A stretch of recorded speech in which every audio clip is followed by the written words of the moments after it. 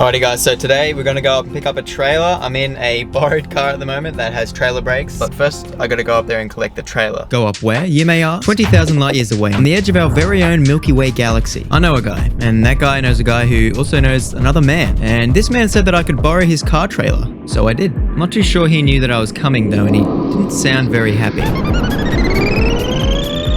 It may not look like it, but that was a close call. If I hadn't hit lightspeed as quick as I did, the great mouth would have sucked me in and spat me out in an entirely different universe, where great walls and LDVs dominate the four-wheel drive scene. Ugh.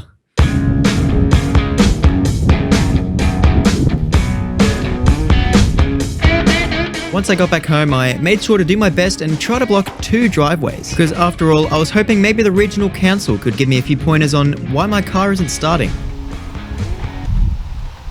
Fine, I'll do it myself.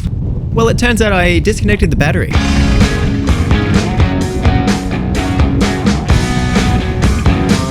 I felt like there needed to be some commentary here, but I don't know what to say, so I'm just gonna keep talking until the car's up on the trailer, and there's a really bad music cut coming up. Be sure to listen because I can't be bothered to fix it. Oh, it doesn't get easier every time I listen to it. It was meant to seamlessly flow into the outro of the song, but I changed a few things in the sequence, so it messed up the music entirely, and I decided to leave it in. You know what else is messed up entirely? My brain. I couldn't figure these out for the life of me. Alright, that music transition is annoying me now, and it's too late to go back and fix it, so I'm gonna try and do a rerun of it right now. So this is what we had. I'm sure you agree that is horrible, it's hard to listen to, and this is the new and improved version. Yes, that is indeed not the outro to the song, but the middle and the end mashed together. And that is why I'm editing the video and not my dog. And yes, my rock sliders are welded to my chassis. Alright, so we look in the mirror and we see the Luxie. So this is my first time towing another car. So I'm going to be taking it super carefully, and I'm going to be stopping sort of halfway up at a petrol station just to make sure that everything's as it should be.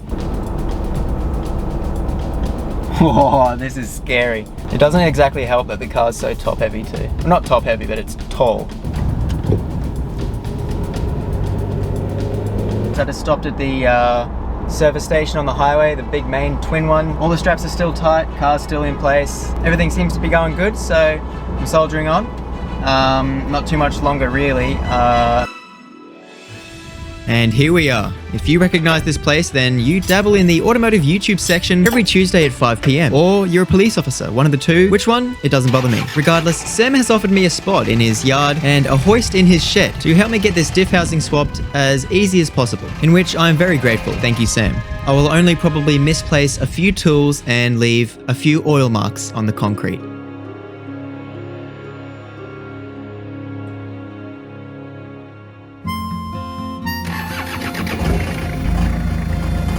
I returned the next day, not because I had the diff housing ready, but because I wanted to get a start and see what the Luxie looked like on the hoist. Let me just... But yeah, I wanted to familiarize myself with the hoist and clean up the Luxie a bit to make working on the front end a bit easier.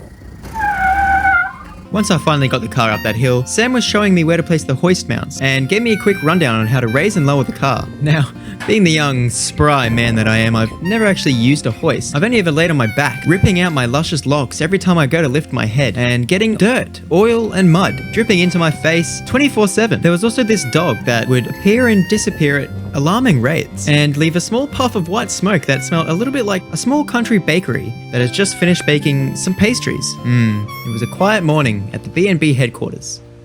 And what better thing to do on a quiet morning than to fix your rattling exhaust by completely removing it. One of the mounts on this exhaust had rusted off and it had been rattling for quite some time.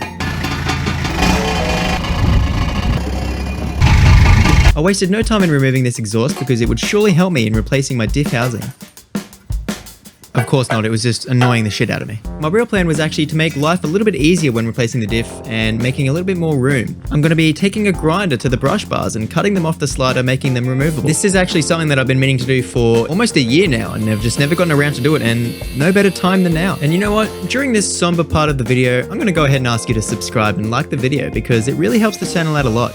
And if you're watching right now and aren't subscribed, I encourage you to do so unless you don't like me. In which case, you're just like my rear brake lines, under a lot of tension and need to chill out.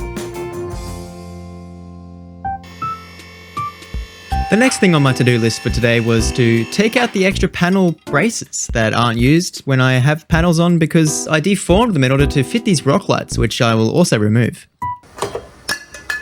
And I'm sure you've noticed that the video is looking a little bit differently halfway through. That's because I left the camera batteries to my camera in the tow vehicle that I used, so I am now recording on my phone until I get the batteries back, but in all honesty, it looks better. Well, I don't know about you, but I would say that that's job complete. Today was a success. I was able to clean up the scrub bars, take the fender panel things off, and make life a lot easier for when we go to change this diff around. Arguably, it won't make any scrap of difference having all of these things removed, but it was fun enough to play around on the hoist and get used to using some pretty fancy tools. Thank you again, Sam. In the next video, we'll be going to pick up the new diff housing and then cleaning it up and reinstalling it. Not in the same video, but in the next video, yep.